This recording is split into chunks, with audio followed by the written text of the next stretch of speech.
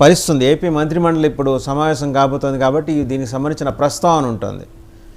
మరి 10,000 కోట్లకి ఎక్కడి నుంచి తీసుకొచ్చి కట్టాలి అనేది కనుక చూస్తే రాష్ట్ర ప్రభుత్వం దగ్గర అయితే ఎటువంటి లెక్కలు లేవు. అంటే ముందర అసలు ఖజానాలో ఎంత ఉంది, వెళ్ళిపోతూ జగన్మోహన్ రెడ్డి గారు ఏ 100 రూపాయలు దాచిపెట్టారా, 116 రూపాయలు దాచిపెట్టారు తెలుసుకోవాలి ముందర. First of all Payyavula Keshav గారికి కత్తి మీద సాము ఇప్పుడు అది. సరే ఆ లెక్క పక్కన పెడితే దాంతోపాటు సరే అది పాలకపక్షంగా ఇప్పుడు మరి వైఎస్ఆర్సీపీ భవనాల డిమాలిషన్ మొదలెట్టింది కాబట్టి 1 by 1 కొట్టుకుంటూ వస్తారు. ఇప్పుడు దాని లీజు వ్యవహారాలు కూడా అంతే లెక్కలో వైసీపీ హోంవర్క్ చేసుకుంది. మరి మీరు 99 ఏళ్ళకి ఇచ్చుకున్నవి లేవా, 1000 రూపాయల లెక్కన 33 ఏళ్ళకి ఇచ్చుకున్నవి లేవా, వాటి మీరిచ్చిన జీవో ప్రకారమే కదా మేము కూడా కేటాయించుకుంది అని చెప్పేసి వాళ్ళ వాదన. అంటే మీరు తప్పు చేశారు కాబట్టి మేము తప్పు చేయొచ్చు, మీరు చేసిన తప్పుకి వ్యాలిడిటీ ఉంది, దానికి ఆమోదం ఉంది కాబట్టి మేము చేసినా కూడా ఆమోదం ఉంది. ఇది వైసీపీ మొండి వాదన. ఇంకా రకరకాల అంశాలు తెర మీదకి వచ్చిన నేపథ్యంలో ఈ అన్ని అంశాల మీద బిగ్ డిబేట్లో మనతో పార్టిసిపేట్ చేస్తున్నారు డివి శ్రీనివాస్ గారు, పొలిటికల్ అనలిస్ట్, సీనియర్ జర్నలిస్ట్, అలాగే పూడి తిరుపతిరావు గారు, బీజేపీ అధికార ప్రతినిధి. నమస్తే పూడి తిరుపతిరావు గారు. సుజాత గారు, జనసేన అధికార ప్రతినిధి. శ్రీనివాస్ చౌదరి గారు, ఉప్పలపాటి శ్రీనివాస్ చౌదరి గారు, టీడీపీ అధికార ప్రతినిధి. అలాగే పాదయాత్ర వెంకటేశ్వర రెడ్డి గారు. సో మొత్తం అందరూ వచ్చేసారు. టు స్టార్ట్ విత్ డివి శ్రీనివాస్ గారు, ముందర ఈ 10,000 కోట్ల రూపాయలు నెల చెల్లించే విపత్కర పరిస్థితి, ఒక రకంగా ఆర్థిక ఆత్యాయిక పరిస్థితి అనాలా, ఫైనాన్షియల్ ఎమర్జెన్సీ ఉందంటారా స్టేట్లో? 10,000 కోట్లు ఏంటండి, 250 నుంచి 300 కోట్లు రోజుకి వడ్డీ కడుతున్నంట. ఎవరి డబ్బులు ఇవి, ఎక్కడి నుంచి తీసుకొస్తున్నారు, ఎందుకు కట్టాలి? ముందుగా మీకు 99 న్యూస్ వీక్షకులకు, ప్యానల్ మిత్రులకు అందరికీ గుడ్ మార్నింగ్. ఇది అప్పులు తేవడం, ఆస్తులు సృష్టించడం, తెచ్చిన అప్పులను సద్వినియోగం చేసుకుంటే ఇబ్బంది లేదు. ఎందుకంటే ఆ అప్పులకు తగినటువంటి ఆదాయం కూడా ఇక్కడ తీసుకురావటం అనేది ముఖ్యం అన్నమాట. గత ప్రభుత్వాలు కూడా అప్పులు చేశాయి, ఈ ప్రభుత్వం కొత్తగా అప్పు చేయడం కాదు. కాకపోతే ఈ ప్రభుత్వం అప్పులు పరిమితి దాటిపోయింది.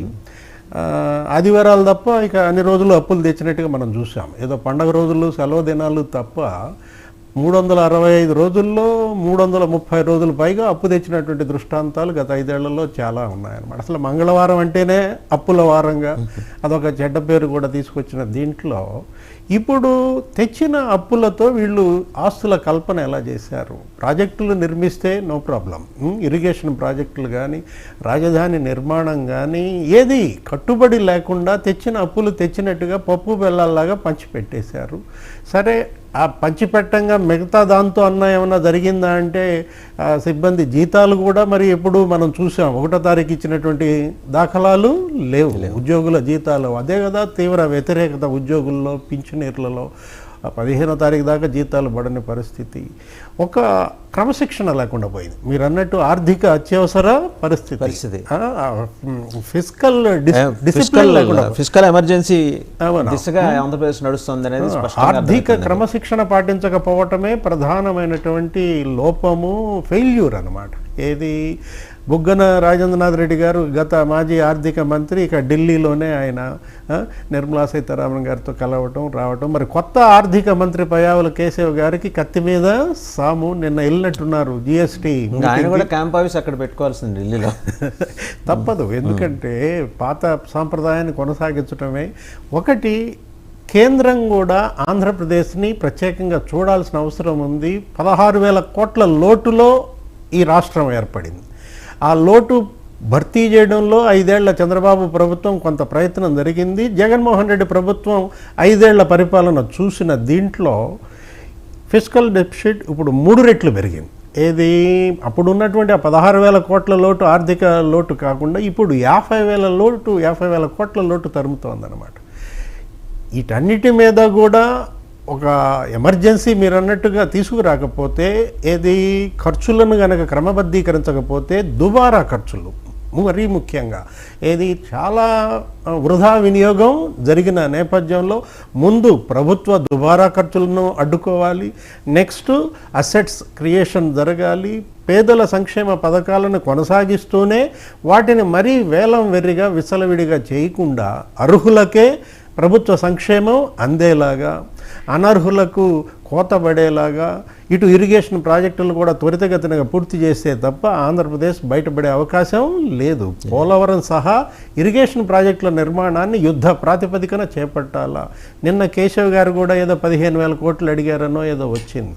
వీళ్ళు అడగటం కాదు, వాళ్ళు ఎంత ఇస్తారు అనేది ఇక్కడ ఇష్యూ. ఎందుకంటే కేంద్రం ముందు ఆంధ్రప్రదేశ్ ఒకటే కాదు, మనం అనేక రాష్ట్రాల్లో ఇదొక రాష్ట్రం. విభజన చట్టం హామీలను నెరవేరిస్తే చాలన్నమాట.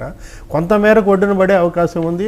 ఆ హామీల అమలులో జరుగుతున్నటువంటి జాప్యం, ప్రతిబంధకాలు, సహకారం లేకపోవటం, వీటన్నిటినీ కూడా ఇప్పుడు డబల్ ఇంజిన్ సర్కార్ అంటున్నారు. కాబట్టి ఏది అటు అక్కడ ఎన్డీఏ ప్రభుత్వం, ఇక్కడ ఎన్డీఏ ప్రభుత్వం, మరి ఈ 2 ఇంజన్లు మరి లాగేస్తాయేమో చూడాలా. అప్పుల ఊబులో నుంచి మరి ఆంధ్రప్రదేశ్ని బయటేస్తే నిజంగా అప్రిషియేషన్స్ అన్ని మూలలా వస్తాయి. రైట్. ఒకసారి మొత్తం ఈ ఆర్థిక అవ్యవస్థకి కారణం అని నింద లేకపోతే వాస్తవం